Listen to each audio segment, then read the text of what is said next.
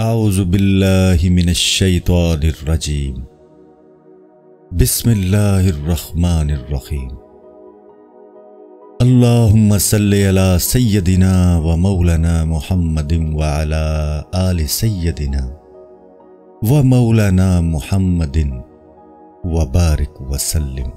جلد پنجم، حکایت نمبر 60۔ ایاز اور اس کی پوستین اور چپلوں کا قصہ۔ ساتھیوں کی بدگمانی کہ اس کے پاس خزانہ ہے، لیکن اس کے وہاں روزانہ تالے والے کمرے میں جانے کی وجہ۔ ایاز سلطان محمود غزنوی کا ایک ادنا غلام تھا، پھر ترقی کرتے کرتے اس کا محبوب ترین وزیر بن گیا۔ چونکہ نہایت عقل مند تھا، اس نے اپنی غلامی کی پوستین اور جوتیاں ایک حجرے میں رکھ کر چھوڑی تھی۔ وہ روزانہ اس حجرے میں جا کر اپنے آپ کو بتاتا کہ موجودہ عروج پر غرور نہ کر، تیری اصل یہ چیزیں ہیں۔ دوسرے حاسد وزراء نے سلطان سے شکایت کی کہ ایاز نے ایک حجرے میں ناجائز دولت جمع کر رکھی ہے، اسے تالے سے بند رکھتا ہے اور چابی اپنے پاس رکھتا ہے اور کسی کو اندر جانے کی اجازت نہیں دیتا۔ بادشاہ نے کہا تعجب ہے، اس نے ہم سے چھپا کر یہ دولت کیوں جمع کی ہے؟ شاہ نے ایک وزیر کو کہا کہ رات کے وقت جا کر حجرے کا دروازہ توڑ کر اندر گھس جاؤ، اس میں سے جو کچھ ملے وہ تیرا ہے۔ وہ غلامی کا دعویٰ کرتا ہے اور ہم سے چھپا کر مال جمع کرتا ہے۔ جو عشق کا دعویٰ کرے پھر محبوب کے علاوہ اس کے لیے ہر چیز کی تمنا کفر ہے۔ سردار بہت خوش ہوا کہ اس طرح خوب مال ہاتھ لگے گا، کیونکہ ایاز شاہ کا خزانچی ہے، اس نے ہر قیمتی چیز کمرے میں رکھی ہوگی۔ شاہ نے حجرہ توڑنے کا جو حکم دیا تھا وہ اس وجہ سے نہیں تھا کہ شاہ کو بدگمانی تھی، بلکہ اس حکم کے ذریعے شکایت کرنے والوں کی آزمائش مقصود تھی۔ شاہ ایاز کو اس تہمت سے پاک سمجھتا تھا، لیکن پھر بھی اس کا دل لرز رہا تھا کہ کہیں یہ تہمت صحیح ثابت نہ ہو جائے۔ اگر ایسا ہوا تو ایاز کو اس کا بہت رنج ہوگا، کیونکہ خزانہ میرے پاس ہو یا ایاز کے پاس ہو کچھ فرق نہیں ہے کہ ہم میں دو ہی نہیں ہے۔ ایاز سے ایسا فعل خود ناممکن اور بعید ہے۔ جلد پنجم، حکایت نمبر 61۔ قصہ کا ظاہر پرستوں کے لیے ہے، اور وہ لطافت جو اس قصے کی حقیقت ہے مجھے اس کا بیان کرنے میں شرم آتی ہے۔ عقل مند کے لیے اشارہ کافی ہے۔ محمود اور ایاز کا قصہ تو اصل بات کی ظاہری صورت ہے، اصل مقصود تو اپنے عشق الہی کو بیان کرنا ہے۔ چونکہ یہ قصہ بیان کرتے ہوئے مجھ میں عشق حقیقی کی دیوانگی پیدا ہو گئی ہے، اس لیے اس قصے کے بیان میں بھی اب ربط نہیں رہا۔ ہاتھی ہندوستان کا جانور ہے، غیر ملک میں جا کر جب کبھی وہ خواب میں ہندوستان کو دیکھتا ہے تو اس پر مستی طاری ہو جاتی ہے۔ جنون کی وجہ سے میں اب نظم و قافیہ پر بھی قادر نہیں رہا۔ مجھے صرف ایک جنون نہیں ہے، بلکہ جنون در جنون ہے۔ چونکہ اپنے عشق کو اور اس کی داستان کو بیان نہیں کر پا رہا ہوں، اس لیے اس کے اثر کی شدت میرے جسم کو گلا رہی ہے۔ جب سے میں اپنے آپ کو فنا کر کے مقام مشاہدہ میں پہنچ گیا ہوں، اے محبوب، اب مجھ میں طاقت نہیں ہے کہ تیرے عشق کا قصہ بیان کر سکوں۔ اب میرا وجود خود ایک قصہ بن کر رہ گیا ہے۔ پہاڑ کیا جانے یہ گفتگو کیا ہوتی ہے، وہ آواز دور کی تو نہ تھی، در حقیقت حضرت موسیٰ علیہ السلام کی ہی صدائے بازگشت تھی۔ اب میں طور ہوں، تو موسیٰ ہے، لہٰذا میری آواز دراصل تیری آواز ہے۔ پہاڑ خود اس آواز کو کچھ نہ سمجھا، موسیٰ علیہ السلام نے سمجھا، لیکن یہ نہ سمجھ لینا کہ پہاڑ بالکل بے شعور ہے، لیکن موسیٰ علیہ السلام جیسا شعور نہیں ہے۔ اسی طرح اصل لذت اور روح کو حاصل ہوتی ہے اور جسم بھی اس سے بہراندوز ہو جاتا ہے۔ یہی حال موسیٰ علیہ السلام اور پہاڑ کا ہے۔ جسم سے روح کے منازل اور مراتب کا اسی طرح پتہ لگتا ہے جس طرح اس سرلاب سے سورج کے احوال کا پتہ چلتا ہے۔ اگر انسان محض آنکھ کے ذریعے عالم کی حقیقت کو سمجھنے کی کوشش کرے گا تو وہ حقیقت تک نہ پہنچ سکے گا۔ آنکھ کے ذریعے دیکھنے والا اپنی آنکھ کے بقدر ہی سمجھ سکے گا۔ عارفوں سے سرما حاصل کرو، پھر حقائق تم پر واضح ہوں گے۔ اگر میں تھوڑی سی بھی عقل رکھتا تو ایسی دیوانگی اور بے ترتیب باتیں کیوں کرتا، لیکن میری عقل اور حواس گم ہو چکے ہیں، اس لیے ایسی گفتگو کر رہا ہوں۔ وہ معشوق جس کی وجہ سے ہوش و حواس گم ہوئے ہیں، اس کا کوئی قصور نہیں ہے۔ اس کی شان یہی ہے کہ اس کے سامنے عاقلوں کی عقلیں گم ہو جاتی ہیں۔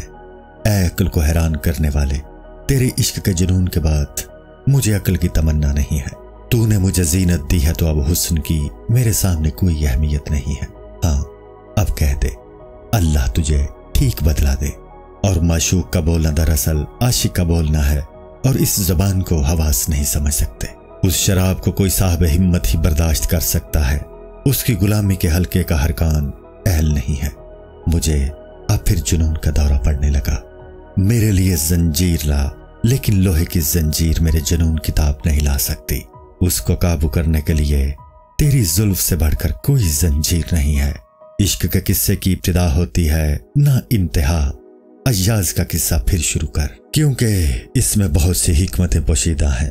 وہ روزانہ حجرے میں جاتا تھا تاکہ اپنی پرانی پوستین اور چپل کو دیکھ کر اپنی غربت کے زمانے کو نہ بھولے۔ اشیاء کی فراوانی ہمیشہ لوگوں اور قوموں کی تباہی کا سبب بنتی ہے۔ شیطان کو ہر طرح کی عیش و عشرت اور مرتبہ کی بڑائی حاصل تھی، وہی اس کی گمراہی کا سبب بنی۔ وہ ملائکہ کا معلم تھا اور آگ سے پیدا کیا گیا تھا جو کہ مٹی سے اعلیٰ ہے، اسی لیے اس نے اپنے آپ کو سردار کہا۔ جنوں کی پیدائش آگ سے ہوئی ہے، اسی لیے اس کا مزاج بھی آتشی تھا۔ میں نے اس کی نافرمانی کی علت آگ کو قرار دیا ہے، لیکن دراصل علت قہر خداوندی ہے۔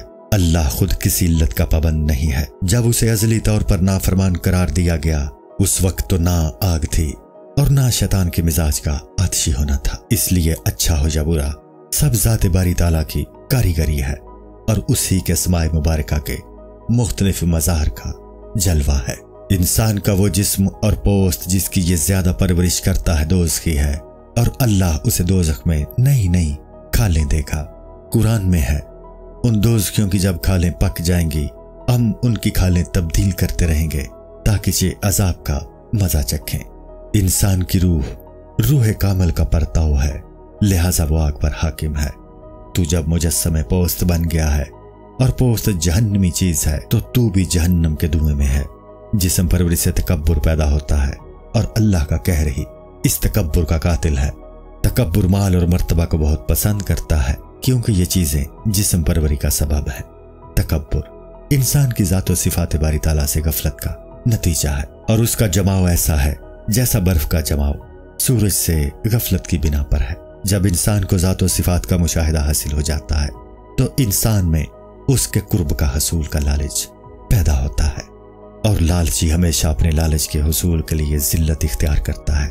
اس لیے ذات کے قرب کے حصول کا لالچی بھی اپنے آپ کو کم تر درجہ پر رکھنا پسند کرتا ہے۔ جب تک انسان کو ایک حقیقت کے مشاہدات نہیں ہوتے، وہ ظاہر پر ہی قناعت کرتا ہے، اور اس قناعت کی بیڑی اسے غرور اور تکبر میں مبتلا کر دیتی ہے۔ یاد رکھو، تن پروری کفر کا درجہ رکھتی ہے، اور دین ذلت کو اختیار کرنے کا نام ہے۔ جو لوگ مجاہدات نہ کر کے اپنے اندر کے اصل جوہر کو نہیں دیکھ سکتے، وہ محض چھلکے یعنی جسم کو مغز سمجھ بیٹھے ہیں۔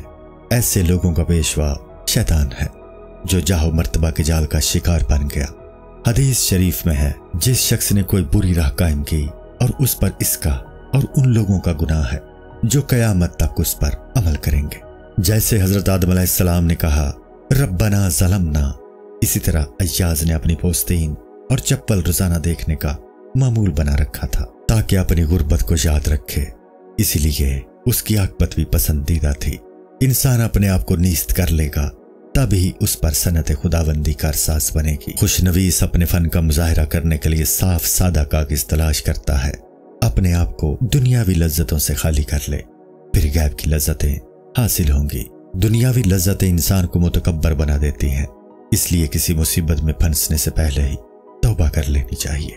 مصیبت کے وقت توبہ کرو گے تو شیطان تم پر ہنسے گا کہ اب بے وقت کی توبہ اور ندامت سے کیا فائدہ۔ ایاز کی عاجزی کی وجہ سے اس کی ہر نماز انکساری کی تھی۔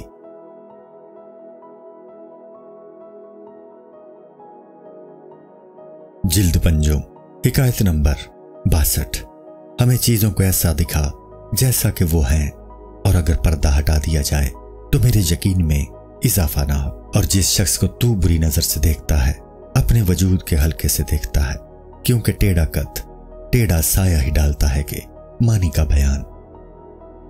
یہ دعا امام ابو حنیفہ رحمۃ اللہ تعالی علیہ کی تھی۔ ایاز کے مخالفوں کو اس کے حجرے میں جانے کی حقیقت معلوم نہ تھی، اسی لیے انہوں نے ایاز پر الزام لگایا۔ حضرت علی رضی اللہ تعالیٰ عنہ کا قول ہے کہ میرا غیب پر ایمان اس درجہ کا ہے کہ اگر غیب سے پردے ہٹا دیے جائیں تو میرے یقین میں کوئی اضافہ نہیں ہوگا، کیونکہ میں ایمان اور یقین کے آخری درجے پر ہوں۔ انسان دوسروں کو اپنے پر قیاس کرتا ہے، جیسا خود ہوتا ہے ویسا ہی دوسروں کو سمجھتا ہے۔ اگر کسی کا قد ٹیڑھا ہے تو یقیناً اس کا سایہ بھی ٹیڑھا ہی پڑے گا۔ اگر اپنی اصلاح کرنی چاہتے ہو تو ایاز کی طرح بر وقت اصلاح کر لو۔ اور اس نے دنیاوی زندگی سے دھوکہ نہ کھایا۔ دنیا دار توبہ کا صحیح وقت نہیں پہچانتے، اس لیے ایسے وقت توبہ کرتے ہیں جب وہ چندہ مفید نہیں ہوتی۔ جو شخص خود غلطی میں مبتلا ہو دوسروں کو غلطی پر نہ سمجھے۔ بدگمان انسان اپنے اعمال نامے کو دوسروں کا اعمال نامہ سمجھ کر پڑھتا ہے۔ ایاز کی شکایت کرنے والے امراء خود مکار تھے، انہوں نے ایاز کو بھی مکار سمجھا۔ سلطان کو اس کی پاکیزگی کا یقین تھا، اسی لیے اس نے امیروں کو رات کے وقت حجرہ کھولنے کی اجازت دے دی۔ بادشاہ کو اس بات کی پریشانی تھی کہ اگر اس کے مخلص ایاز کو اس بات کا علم ہوگا کہ میں نے بدگمانی کی بنیاد پر اس کے حجرے کی تلاشی کا حکم دیا ہے تو اس کو کس قدر رنج ہوگا۔ لیکن وہ یہ بھی اپنے دل میں سمجھتا تھا کہ ایاز بدگمان نہیں ہوگا، بلکہ یہی سمجھے گا کہ دشمنوں پر حقیقت واضح کرنے کے لیے میں نے یہ حکم دیا ہے۔ کوئی مصیبت زدہ جب اپنی مصیبت کی کوئی بہتر توجیہ تلاش کر لیتا ہے تو رنج و غم میں شکست خوردہ نہیں ہوتا۔ بادشاہ نے سوچا کہ ایاز اپنے خلوص کی وجہ سے اس واقعے کی کوئی بہتر توجیہ کر لے گا۔ میں اگر آزمائش کی اسے 100 تلواریں بھی ماروں گا تو اس خلوص کے شاہ کا تعلق پھر بھی کم نہ ہوگا، کیونکہ وہ جانتا ہے کہ میرا اسے تلوار مارنا اپنے آپ کو تلوار مارنا ہے۔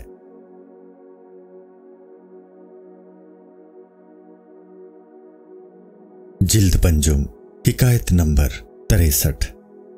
حقیقت کے اعتبار سے عاشق اور معشوق کے اتحاد کے بیان میں شرح دراز ہے، لیکن عقل مند کے لیے اشارہ کافی ہے۔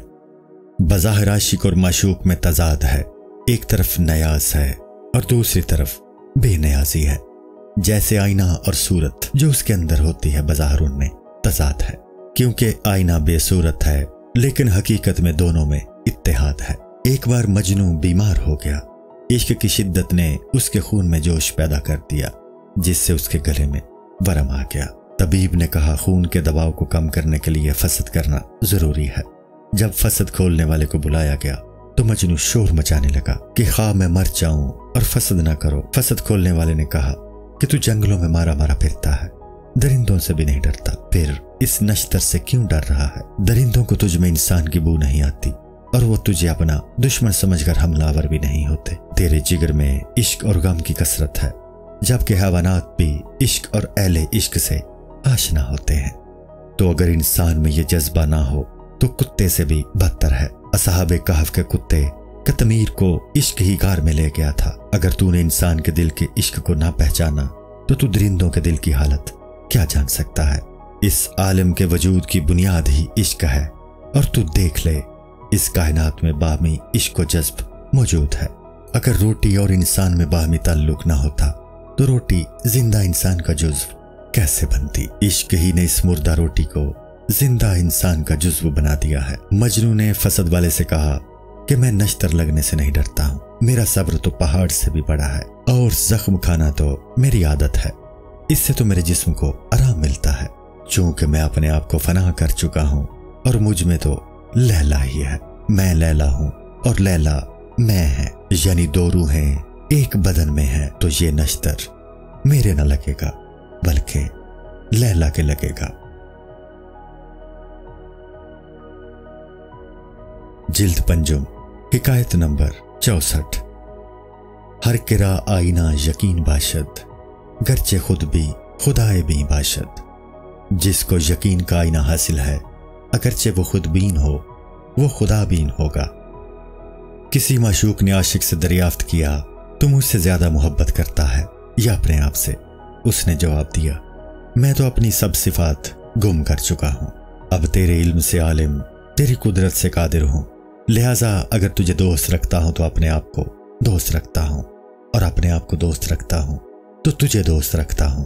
اب دوئی ختم ہو چکی ہے۔ جس کسی کو ذات و صفات باری میں یقین کامل حاصل ہو گیا ہو تو تو چونکہ وہ اپنی خودی کو ختم کر چکا ہے لہٰذا اس کی خودبینی بھی خدا بینی ہی ہے۔ جب ایک انسان فرائض اور نوافل کے ذریعے خدا کا قرب حاصل کرتا ہے اور خدائی اخلاق سے متخلق ہو جاتا ہے تو اس انسان کو دیکھنا عین خدا کو دیکھنا ہوتا ہے۔ عاشق نے کہا میں اپنے آپ کو تجھ میں فنا کر چکا ہوں، اب تو اور میں دو شخص نہیں ہیں کہ ان کے بارے میں محبت کی کمی یا زیادتی کا سوال ہو سکے۔ میرے وجود کا تو بس نام ہی نام ہے، ورنہ اس وجود میں دراصل تو ہے۔ سرکہ اگر شہد کے سمندر میں ڈال دیا جائے تو سرکہ کا محض نام ہی نام ہوگا، ورنہ وہ سارے کا سارا شہد میں مل کر شہد ہی بن گیا ہے۔ جس جسم میں کسی دوسرے جسم کی پوری صفات آ جائیں تو اب پہلے جسم کا صرف نام ہی باقی ہوگا۔ آگ میں پڑے لوہے نے جب آگ کی صفات کو پا لیا تو وہ محض نام کا لوہا ہے، وہ بالکل آگ ہی کا کام کرے گا۔ اب اگر وہ اس حالت میں ہوتے ہوئے اپنی ہستی کو سمجھے تو پھر وہ آگ کا کافر ہوگا۔ اس کے اپنے وجود کا اقرار آگ کے غیر کے وجود کا اقرار ہے جو کہ کفر ہے۔ کسی فرعونی کا انا الحق کہنا اس وجہ سے کفر ہے اور منصوری کا یہ کلمہ کہنا عین ایمان ہے۔ اگر کوئی فرعونی صفت والا شخص انا الحق کہے تو وہ ملعون ہے، اور اگر منصور حلاج کی صفات والا شخص کہے تو اس پر اللہ کی خاص الخاص رحمت ہے۔ جب تک کوئی انسان اللہ کی صفات سے متصف نہیں ہے تو اس میں اور اللہ میں تضاد ہے۔ متصف بے صفات خداوندی کا انا الحق کہنا دراصل ہو الحق کہنا ہے۔ اس کیفیت میں انا اور ہو میں کوئی فرق نہیں ہے، کیونکہ نور اور صفات کے اعتبار سے دونوں میں اتحاد ہے۔ لیکن یاد رکھو ذات باری تعالیٰ کو کسی انسانی شکل میں ماننا تو حلول ہوا جو کہ کفر ہے۔ مجاہدوں کے ذریعے اپنے پتھر پن کو دور کر کے لال بننے کی کوشش کر، پھر تجھے رفتہ رفتہ اپنی صفات کو فنا کر کے اللہ کی صفات کے ذریعے بقا حاصل ہو جائے گا۔ تیرے وجود کے اوصاف رفتہ رفتہ فنا ہوتے جائیں گے اور صفات خداوندی کا تیرے اندر جماؤ ہوتا جائے گا۔ تو کان کی طرح مجسم سماعت بن جا اور ان نصیحتوں کو قبول کر کے صفات خداوندی کو ہلکا بگوش بنا لے۔ اگر انسان میں انسانیت ہے تو اس کو کنواں کھودنے والے کی طرح مجاہدے کے ذریعے اپنے جسم کی کھدائی کرنی چاہیے تاکہ آب حیات تک پہنچ سکے۔ مجاہدے کے ساتھ اگر حضرت حق کی طرف سے جذب شروع ہو جاتا ہے تو پھر مقصد تک پہنچنے کے لیے زیادہ مجاہدوں کی ضرورت نہیں رہتی ہے۔ انسان کو مجاہدہ شروع کرنا چاہیے اور مقصد کے حصول کا منتظر رہنا چاہیے، کیونکہ خدا ہرگز محنت ضائع نہیں کرتا۔ جو کوشش کرتا ہے وہ ضرور پا لیتا ہے۔ عبادتیں اس لیے کی جاتی ہیں کہ در حق کھلے اور انسان کو تقرب حاصل ہو۔ زنجیر بجا کر دروازہ کھلوایا جاتا ہے، عبادت بھی زنجیر بجانا ہی ہے۔ جو شخص سخی کا دروازہ کھٹکھٹاتا ہے تو اس کے لیے دروازہ ضرور کھل جاتا ہے۔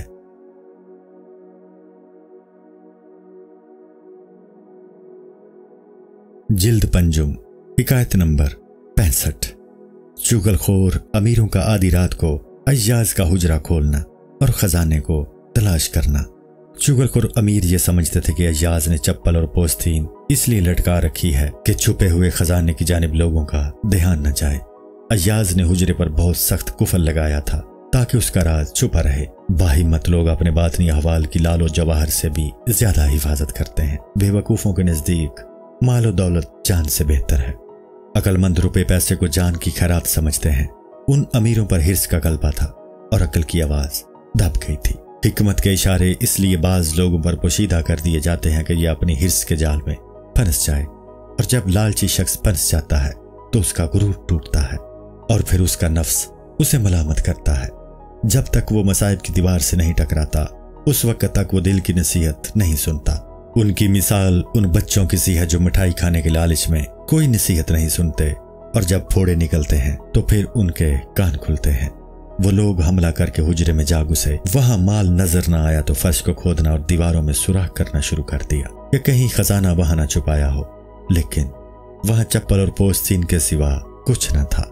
اب وہ اپنے خیالات پر شرمندہ تھے، اپنی حرکت کو چھپا نہیں سکتے تھے، کیونکہ فرش کے گڑھوں اور دیواروں کے سوراخ ان کی چگلی کھا رہے تھے۔ انجام کار وہ محروم واپس ہوئے۔ وہ حالی خات اور شرمندہ اسی طرح تھے جس طرح قیامت میں کفار ہوں گے۔ جلد پنجم، حکایت نمبر 66۔ اللہ کا قول کہ قیامت کے روز تو دیکھے گا ان لوگوں کو جنہوں نے خدا پر جھوٹ بولا کہ ان کے چہرے کالے ہوں گے۔ شاہ نے قصدن ان سے دریافت کیا کہ تمہاری بغلیں زر و جبار کی گٹھلیوں سے کیوں خالی ہیں؟ تمہارے چہرے بتا رہے ہیں کہ تم ناکام آئے ہو۔ جڑ زمین میں چھپی ہوتی ہے لیکن اس کی زندگی کے آثار پتوں پر ظاہر ہوتے ہیں۔ چھپے ہوئے اعمال کے اثرات بھی اسی طرح چہروں پر ظاہر ہوں گے۔ قرآن میں ہے، سجدوں کے نشان ان کے چہروں سے نمایاں ہیں۔ مٹی نے جڑ کی زبابندی کی ہوئی ہوتی ہے لیکن درخت کی شاخیں جڑ کی حالت کی گواہ ہوتی ہیں۔ سب لوگ بادشاہ سے یہی کہہ رہے تھے کہ ہم قتل کیے جانے کے قابل ہیں، لیکن اگر آپ معاف فرما دیں تو یہ آپ کا کام ہے۔ بادشاہ نے کہا، اس معاملے میں سزا یا عطا میرا کام نہیں، ایاز کا کام ہے۔ شاہ نے ایاز کو بلا کر ان امیروں کو اس کے حوالے کر دیا۔ اس نے کہا، ظلم یا زیادتی ایاز کے جسم و آبرو پر ہوئی ہے، اگرچہ میں اور ایاز دو نہیں ہیں، لیکن اس معاملے میں یگانگت نہیں ہے۔ اگر کوئی شاہ کا جرم بھی کرتا ہے تو وہ شاہ کے حلم کے بھروسے پر کرتا ہے۔ شاہ کو جرم کا علم بھی ہوتا ہے لیکن وہ اپنے حلم کی وجہ سے اس کا اظہار نہیں کرتا۔ شاہ کے حلم کی وجہ سے ہی خطا کار کو ہمت ہو جاتی ہے، ورنہ اگر ہیبت ہو تو کبھی اسے خطا کرنے کا موقع نہ دے۔ اگر کوئی قتل میں خطا کرتا ہے تو اس کے رشتہ داروں کو دیت دینی پڑتی ہے، کیونکہ قاتل انہی رشتہ داروں کے سہارے کی امید پر ہی قتل کرتا ہے۔ اسی طرح خطا کار شاہ کے حلم کے سہارے خطا کرتا ہے تو اس کی ذمہ داری بھی شاہ کے حلم کے ذمہ ہی پڑتی ہے۔ شاہ کے حلم کی مستی خطا کار پر طاری ہو جاتی ہے اور اس حالت میں شیطان ان کو بے آبرو کر دیتا ہے۔ اگر حضرت آدم علیہ السلام کو حلم خداوندی پر بھروسہ نہ ہوتا تو شیطان ان کا کچھ بھی نہ بگاڑ سکتا۔ آدم علیہ السلام کو ملائکہ سے زیادہ علم حاصل تھا، اس لیے شیطان انہیں دھوکہ نہ دے سکتا تھا، لیکن چونکہ انہوں نے جنت میں اللہ کے علم کا جام پی لیا تھا تو ان سے خطا سرزد ہو گئی۔ آدم علیہ السلام نے اللہ کے علم کی افیون کھا لی جس سے ان پر غفلت طاری ہو گئی۔ پھر ان کی عقل نے اس غلطی سے اللہ کی بردباری سے پناہ پکڑی۔ بادشاہ نے ایاز سے کہا، اب تو جو چاہے کر، معاف کر دے یا بدلہ لے لے، اور یہ بھی یاد رکھ، وَلَكُمْ فِي الْقِصَاصِ الْحَيَاةُ، یعنی بدلہ لینے میں سینکڑوں مہربانیاں پوشیدہ ہیں، اس لیے کہ قصاص کے ڈر سے جانیں محفوظ ہو جاتی ہیں، اسی لیے قصاص کو حیات قرار دیا گیا ہے۔ جو شخص معاف کرتا ہے وہ قاتل کی ایک جان کی طرف دھیان تو دیتا ہے لیکن ان جانوں کی طرف دھیان نہیں کرتا جو قصاص کے ڈر سے محفوظ رہتی ہیں۔ انسان جوش میں راہ اعتدال چھوڑ بیٹھتا ہے لیکن ایاز سے یہ ممکن نہیں ہے۔ غلط بات کا امتحان کر کے بہت سے لوگ شرمندہ ہوئے ہیں، اب یہ سردار بھی اسی طور پر شرمندہ ہے۔ ایاز تو بردباری کا پہاڑ ہے، اس نے شاہ سے کہا کہ میرا ہر رتبہ آپ کی عطا اور دین ہے، ورنہ میری حقیقت تو وہی چپل اور پوستین ہے۔ حدیث شریف میں ہے کہ جس نے اپنے نفس کو پہچانا اس نے اپنے رب کو پہچانا۔ چپل اور پوستین اس کی ابتدا تھی اور باقی سب کچھ شاہی عطیہ تھا۔ اسی طرح انسان کی اصل بھی مرد کا نطفہ اور عورت کے رحم کا خون ہی ہے۔ انسان کو دیگر دنیاوی عطیات اس لیے دیے گئے ہیں کہ وہ ان عطیات کو دیکھ کر اخروی عطیات کا طلبگار بنے۔ دنیا کے عطیات تو آخرت کا نمونہ ہے۔ جس طرح چند سیب باغ کے نمونے کے طور پر دکھائے جاتے ہیں، استاد ایک معمولی نکتہ بتاتا ہے تاکہ شاگرد علوم حاصل کرنے کے لیے حریص ہو جائے۔ اگر کوئی شاگرد اپنی حماقت سے کہہ دے کہ بس استاد کے پاس اس نکتے کے علاوہ اور کچھ نہیں ہے تو استاد اسے درس سے خارج کر دیتا ہے۔ بادشاہ نے ایاز سے کہا، یہ چغلخور قتل کے مستحق ہیں لیکن تیری بردباری اور عفو کے طالب ہیں۔ اب دیکھنا یہ ہے کہ تو ان پر رحم کرتا ہے یا عذاب نازل کرتا ہے۔ روز ازل سے حلم اور غصہ دونوں صفتیں لوگوں کو اللہ تعالیٰ کی جانب متوجہ کرتی ہیں۔ حلم اور خشم کی طرف اشارے کے لیے الستو بربکم، کیا میں تمہارا رب نہیں ہوں؟ میں نفی بھی ہے اور اس بات بھی، یعنی کہ میں تمہارا رب ہوں۔ الستو بربکم میں ایک مفہوم ہے، میں تمہارا رب نہیں ہوں۔ ربوبیت کے اس انکار کا مقتضا غصہ ہے، لیکن یہ مفہوم بھی ہے کہ میں تمہارا رب ہوں۔ اللہ تعالیٰ کی یہ دونوں صفتیں صبا اور وبا کی طرح ہیں۔ صبا پرورش کرتی ہے، وبا فنا کرتی ہے۔ دنیا میں حضرت حق کی دونوں صفتوں کا ظہور ہے۔ اس کا ہادی ہونا راست بازوں کی کشش کرتا ہے اور اس کا محل ہونا غلط کاروں کی کشش کرتا ہے۔ دنیا کی ہر چیز کی کشش اپنی ہم جنس کی طرف ہوتی ہے۔ دوست و دشمن اور نور و نار کا یہی حال ہے۔ غرض کے کائنات میں سے ہر چیز اپنی جنس کی کشش کر رہی ہے۔